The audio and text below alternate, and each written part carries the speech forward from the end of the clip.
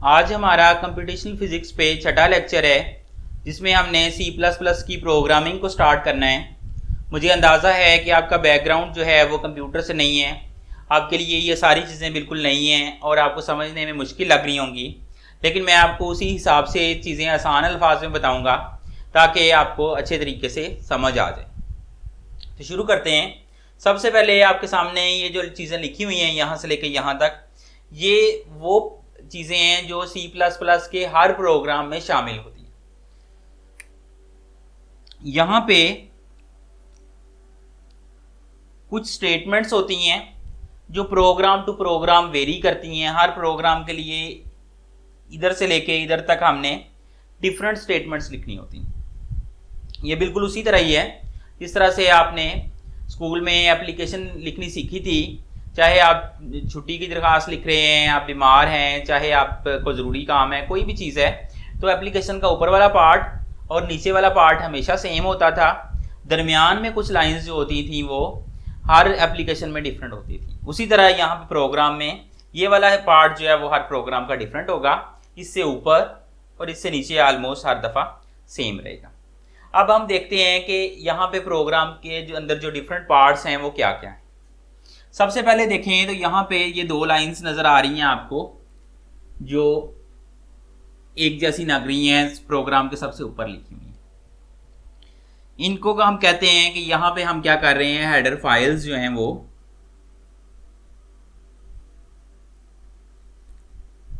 Include कर रहे हैं।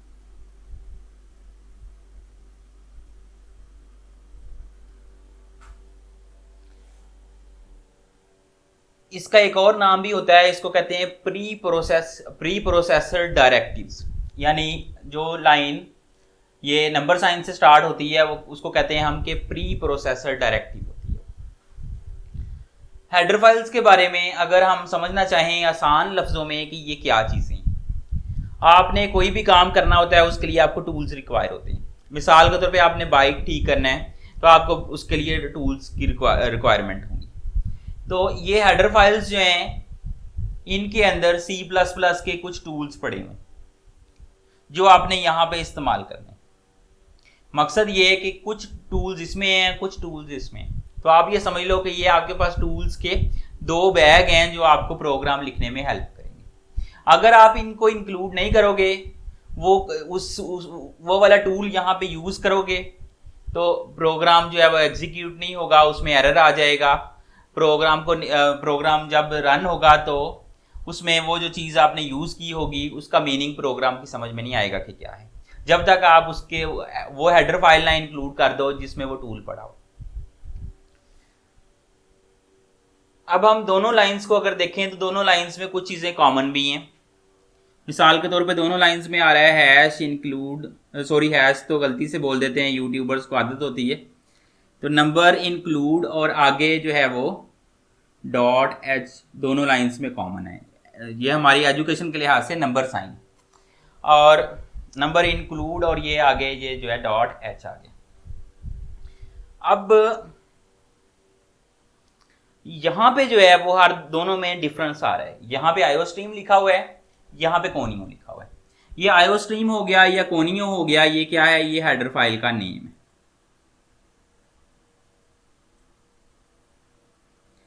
आगे जो .h आपको नजर आ रहा है ये हेडर फाइल की एक्सटेंशन है।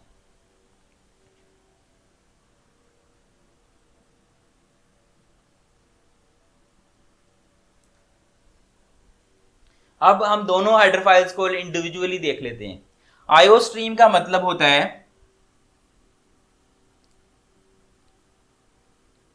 इनपुट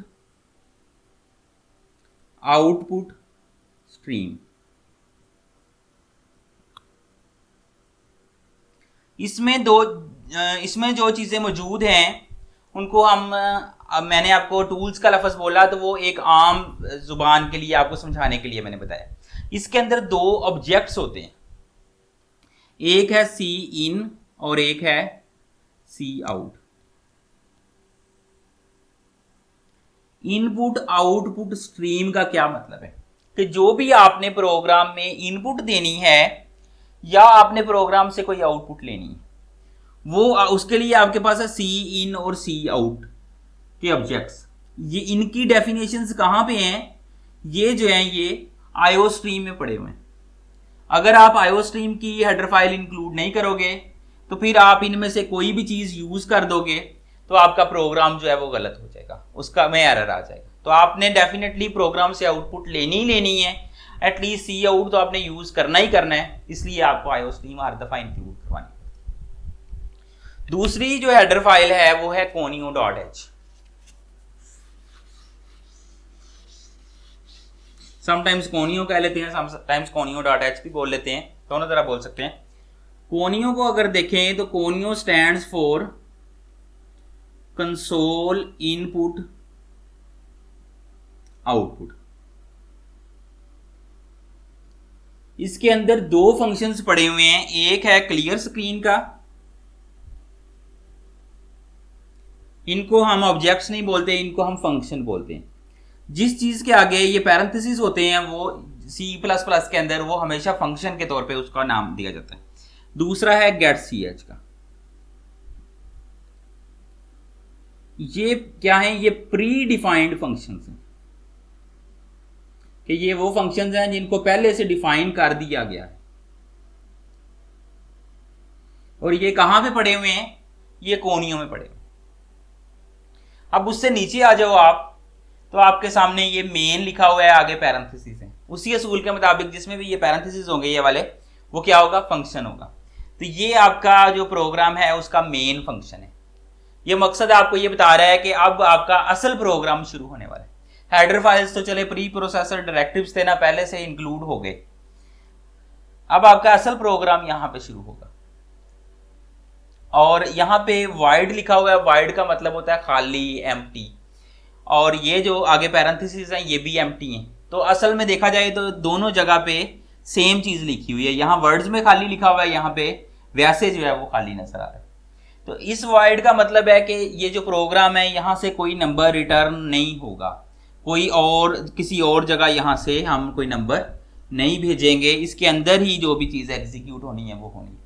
इसके एम्प्टी होने का मतलब है कि कोई नंबर बाहर से किसी और फंक्शन से, क्योंकि और फंक्शन हमारे पास है ही नहीं है, हम अभी प्रोग्रामिंग के बिल्कुल स्टार्ट में हैं जिसमें हमने सिर्फ मेन फंक्शन ही लेना है और इसके अलावा कोई और फंक्शन इससे बाहर नहीं होना। तो ना ही बाहर से कोई नंबर जो है वो अंदर आएगा, इसलिए ये चीज़ भी खाली है। अब हम आ जाते हैं प्रोग्राम के अंदर। अगर हम इसको प्रोग्राम कहना चाहें जिसकी कोई आउटपुट हो, क्योंकि अगर इसको जस्ट एज इट इज ही आप लिख लेते हो तो इस वक्त आपके सामने प्रोग्राम भी शो हो रहा होगा, नीचे उसकी आउटपुट भी शो हो रही होगी। तो आउटपुट क्या आती है? बिल्कुल खाली आती है। तो अगर आप चाहो कि कोई आउटपुट आए तो यहां कुछ लिखना पड़ेगा। हम लिख लेते हैं सी आउट। ये सिंटैक्स है C++ का, इसमें हम अपनी मर्जी नहीं कर सकते। सी आउट के बाद हमने ये ऑपरेटर लगाना है, ये दोनों इन्वर्टेड कॉमास लगाने हैं, यहां पे हमने आगे टर्मिनेटर लगाना है। अब यहां पे जो चीज आप लिख दो वो आपकी आउटपुट पे डिस्प्ले हो जाएगी। मिसाल के तौर पे आप लिख देते हो यहां पे आई एम हैप्पी, तो ये एज इट इज आपकी आउटपुट पे जो है वो डिस्प्ले हो जाएगा। अगर आप यहां से फासला रख दोगे थोड़ा सा फासले से डिस्प्ले हो जाएगा, अगर फासला नहीं रखोगे तो बिल्कुल साथ से डिस्प्ले हो जाएगा, यानी बिल्कुल विंडो के साथ जुड़ा होगा, गैप नहीं आएगा। तो मतलब ये कि जो भी चीज इन्वर्टेड कॉमास में है वो एज इट इज डिस्प्ले होनी है। ये भी अब आपके सामने प्रोग्राम की फॉर्म में और आउटपुट की फॉर्म में आपको नजर आ रहा है। आगे भी जितनी मैंने आपको प्रोग्रामिंग टीच करनी है, कोशिश करूंगा आपके प्रोग्राम और उसके आउटपुट दोनों आपके सामने हो ताकि आपको अंडरस्टैंडिंग ज्यादा बेहतर तरीके से हो। अब हम डिफरेंट चीजों का फंक्शन देखते हैं। मिसाल के तौर पे सबसे पहले देखें क्लियर स्क्रीन का फंक्शन। क्लियर स्क्रीन का काम है कि अगर आपने इस प्रोग्राम को रन करने से पहले कोई और भी प्रोग्राम रन किया था तो उसकी आउटपुट भी जो है वो पड़ी होगी कंप्यूटर के अंदर।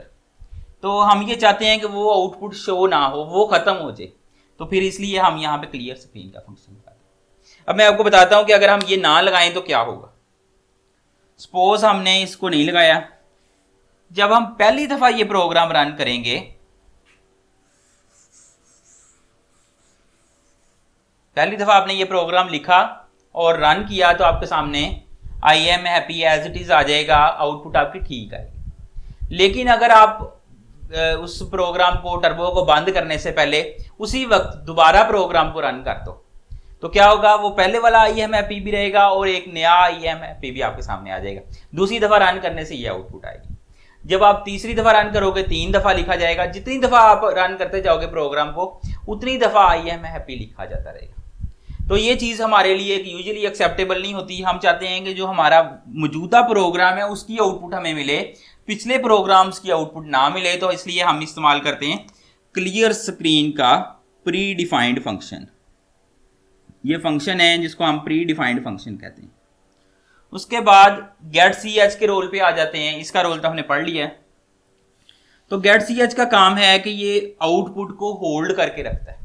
अगर आप इसको रिमूव कर दो, प्रोग्राम आपके सामने है, आप रन करके देखो, आउटपुट आएगी, IMFP लिखा हुआ आएगा, लेकिन सिर्फ आप कह लो कि 1 माइक्रो सेकंड के लिए या 1 मिली सेकंड के लिए मतलब इतने कम टाइम के लिए लिखा हुआ आएगा कि आपको पता भी नहीं चलेगा और वो खुद ही बंद हो जाएगा। तो हम ये नहीं चाहते कि हमें पता ही ना चले कि प्रोग्राम की क्या आउटपुट है और वो बंद हो जाए। हम ये चाहते हैं कि प्रोग्राम तब बंद हो जब हम कोई की प्रेस करें, कोई बटन प्रेस करें तो प्रोग्राम बंद हो, तब तक वो आउटपुट को होल्ड करके रखे। तो आउटपुट को होल्ड करने के लिए हम इस्तेमाल करते हैं गेट ch। ये कहां पे पड़ा हुआ है, ये आपका conio.h में पड़ा हुआ है। तो दोनों चीजें जरूरी हैं, इसलिए conio.h भी जरूरी है। ये सी आउट करना जरूरी था, इसलिए iostream भी जरूरी थी।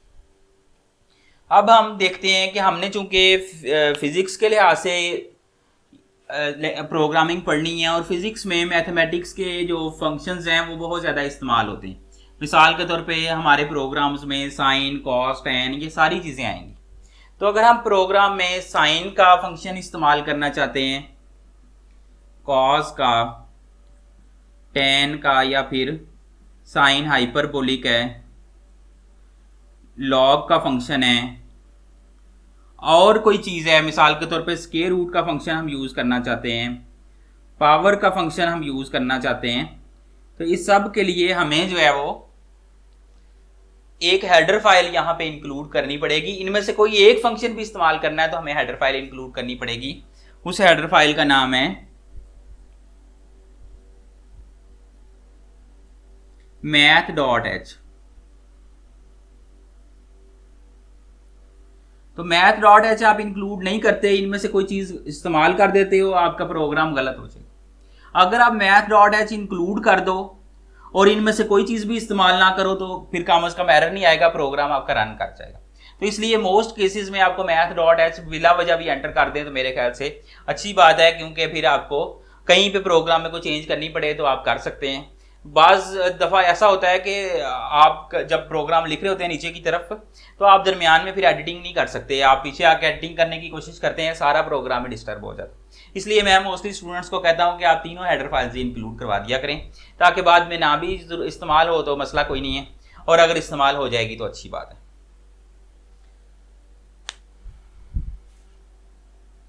अगर आप सादा मैथमेटिकल ऑपरेशन कर रहे हो, मिसाल के तौर पे आपने प्रोग्राम के अंदर लिखना है a plus B, a minus B करना है, a डिवाइडेड बाय b करना है, a मल्टीप्लाइड बाय b करना है, जिसको स्टेरिक से कहते हैं। इस तरह का कोई मैथमेटिकल ऑपरेशन यूज़ करना है तो फिर आपको math.h की ज़रूरत नहीं होती। अगर आपने वो वाले फंक्शंस इस्तेमाल करने हैं जो मैंने शो किए थे तो फिर math.h जो है वो इंक्लूड करना ज़रूरी है। तो ये जो चीज़ें हैं, बेसिक्स जो हैं C++ के प्रोग्राम के हवाले से, वो मैंने बहुत अच्छे तरीके से आपको कन्वे कर दी हैं। उम्मीद करता हूँ कि आपको लेक्चर अच्छी तरह समझ आया होगा और आप अपने आप को इस लेक्चर से ओरल वाइवा के लिए और MCQs के लिए अच्छी तरह प्रिपेयर करेंगे। शुक्रिया।